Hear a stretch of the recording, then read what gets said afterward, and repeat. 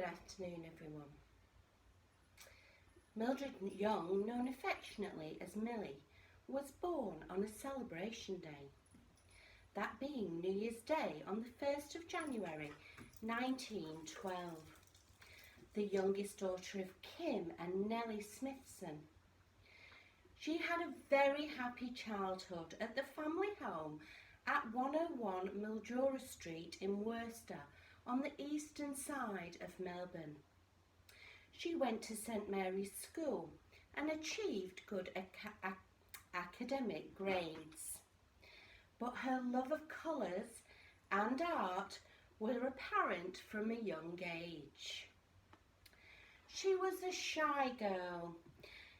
Internally, yet externally, her colourful character shone through in her smile and wavy brown hair and her obvious love of colour.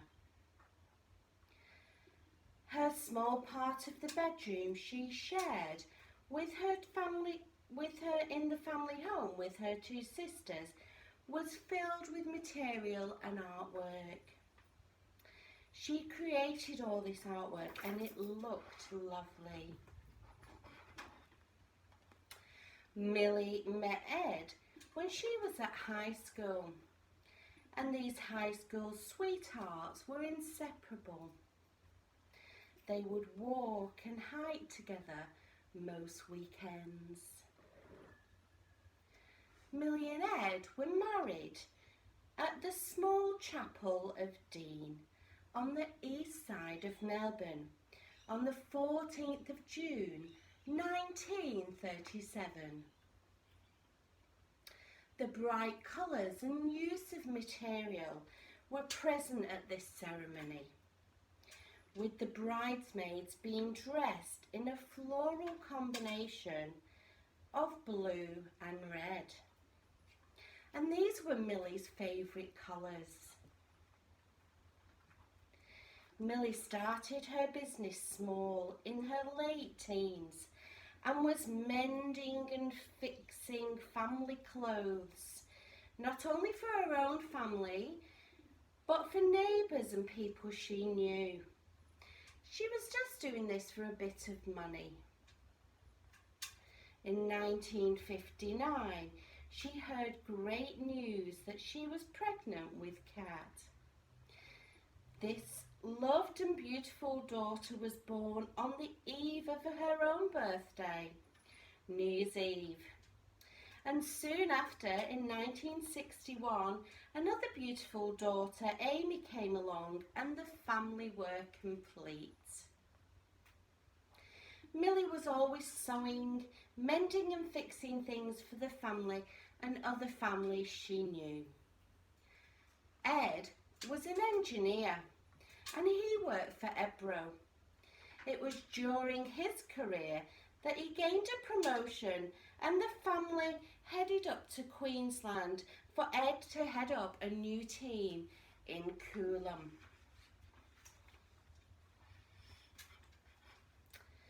Millie soon made friends in the community and through the girls' school, and after settling the family, she started sewing again. Millie had few business skills in those early days, but her love of people and colour kept the family enjoying the things they loved. And with the extra income Millie was earning, the family bought Harold their beloved bus. Holidaying most school holidays and many weekends. The family would visit the local lakes and campgrounds.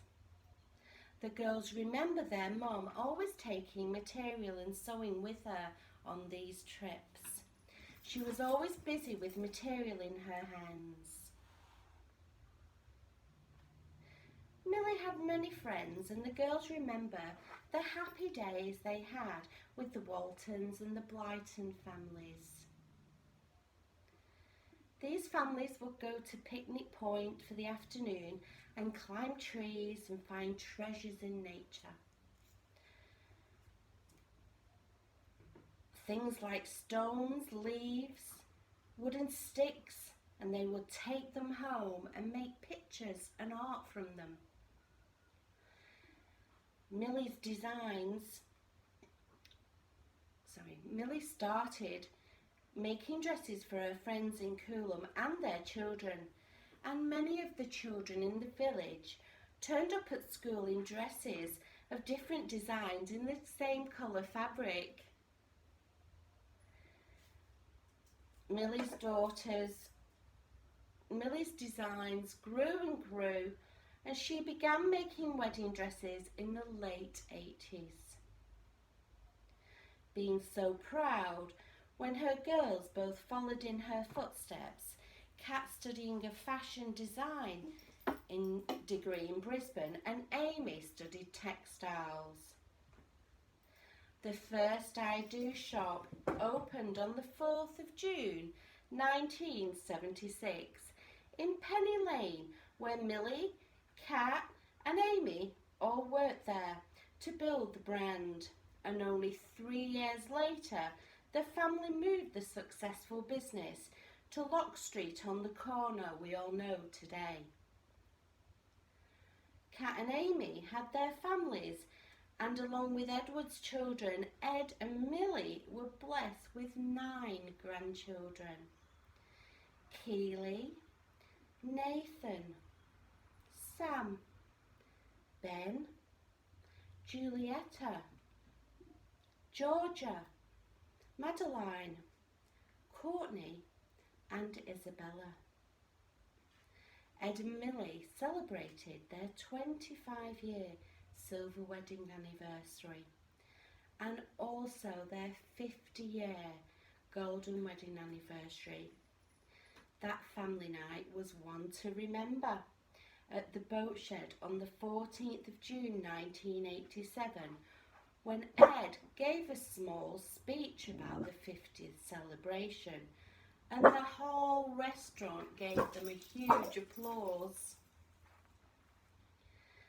In 1999, Ed and Millie downsized from the family home and moved to 10 Hill Street in Buttram, where there was always an open door for a cup of tea and one of Millie's scones. Ed and Millie enjoyed their retirement life in their new home, and they were very happy there. Ed passed away in 2010, and Millie took up some other activities. She played dominoes and started knitting as her eyes were too worn to sew. Millie did stay involved at I Do and made herself available for brides' fittings, which was the thing that she enjoyed the most. Mildred Young had an accomplished life and will be sadly missed and fondly remembered.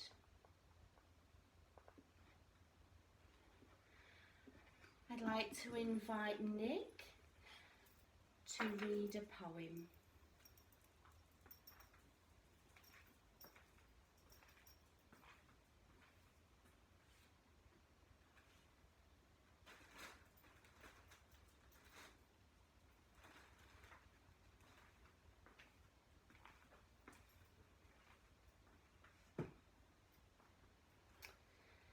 Reading by Nick. New Beginnings, A Flight in the Sun. The author is Linda Diaz.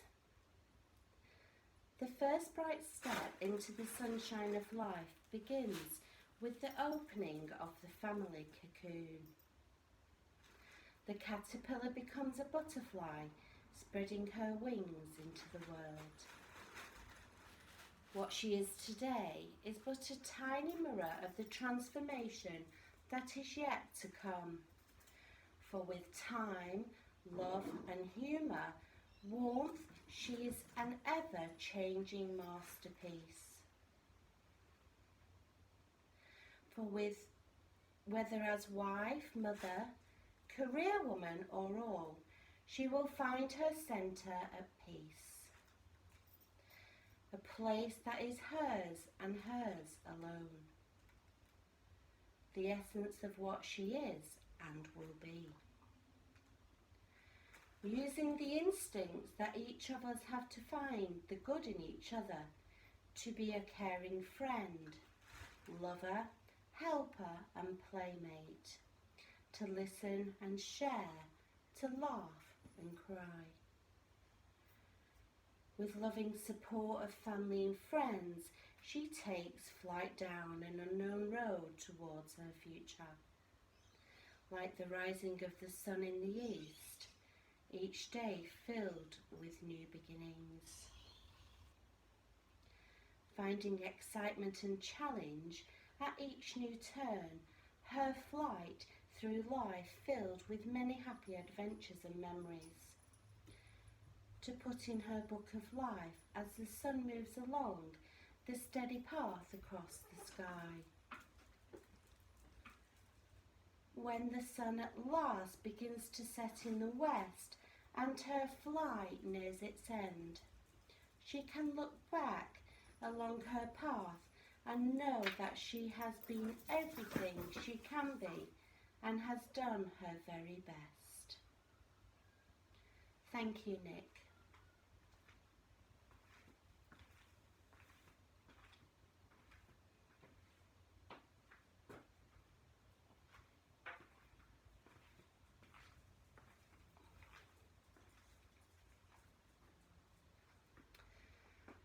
Let us pray. Please close your eyes and bow your heads as we say together the Lord's Prayer. Our Father, who art in heaven, hallowed be thy name. Thy kingdom come, thy will be done, on earth as it is in heaven. Give us this day our daily bread, and forgive all our trespasses, as we forgive those who trespass against us. And lead us not into temptation, but deliver us from evil. Amen.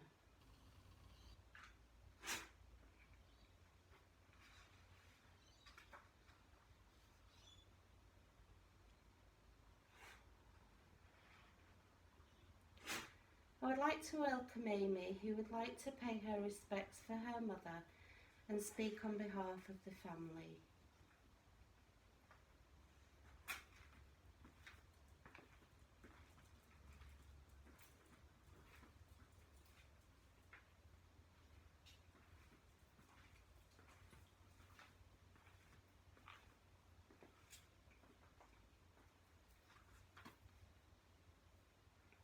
I'm Amy. Mum, thank you for everything you have done for our family. You are the best mum ever, and I can't believe you're not going to be around to do the bridal fittings with me and Kat as I do. It's going to be so hard without you, but we promise to always honour your name. We love you so much and know that you are out of pain now and are resting in peace. I would like to say a poem for you, Mum. Mother's Path of Life. The author is unknown. This is beautiful, very true. For those lucky to still be blessed with your mum, this is beautiful. For those of us who aren't, this is even more beautiful. But the young mother was happy, and she would not believe that anything could be better than these years. So she played with her children and gathered flowers for them along the way and bathed them in the clear streams. And the sun shone on them, and the young mother cried, "Nothing will ever be lovelier than this." Then the night came, and the storm, and the path was dark, and the children shook with fear and cold. And the mother drew them close and covered them with her mantle. And the children said, "Mother, we are not afraid, for you are near and no harm can come." And the morning came, and there was a hill ahead, and the children climbed and grew weary, and the mother was weary. But at all times she said to the children, "A little patience, and we will be there." So the children climbed, and when they reached the top, they said, "Mother, we would not have done this without you." And the mother, when she lay down at night, looked up at the stars and said,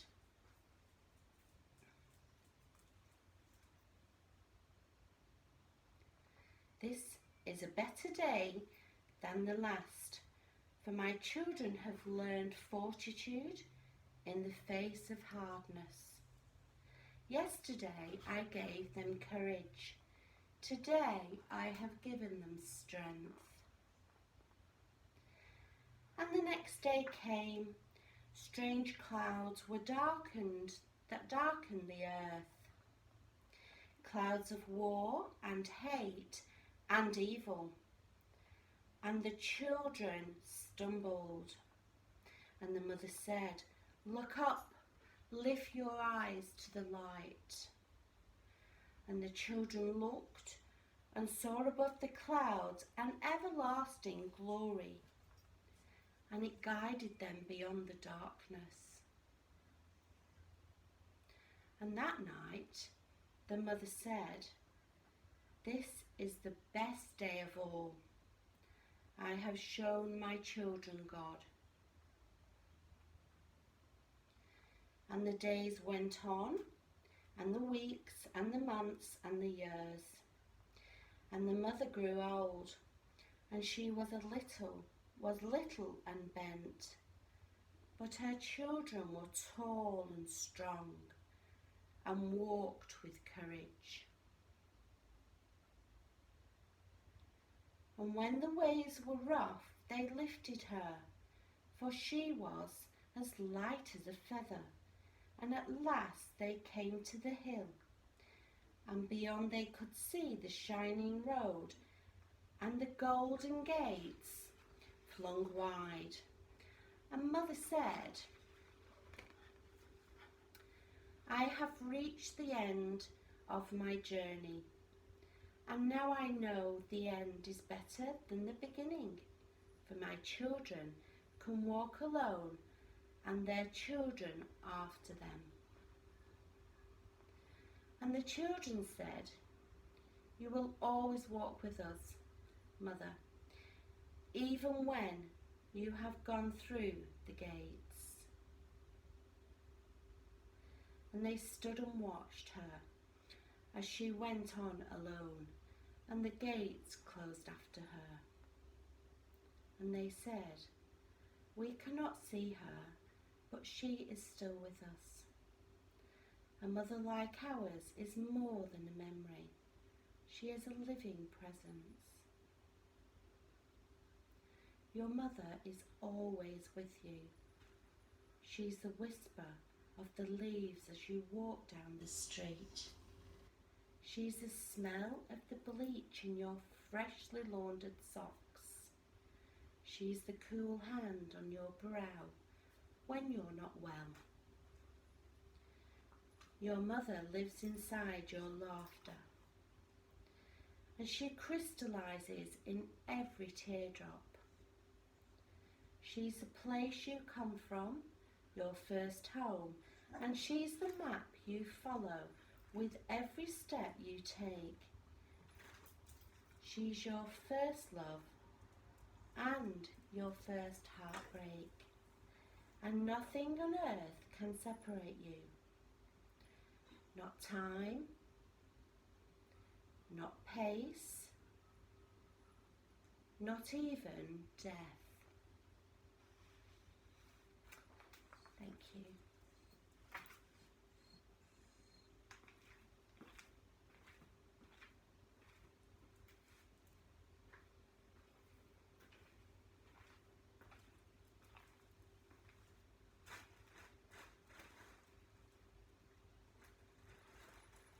Thank you, Amy.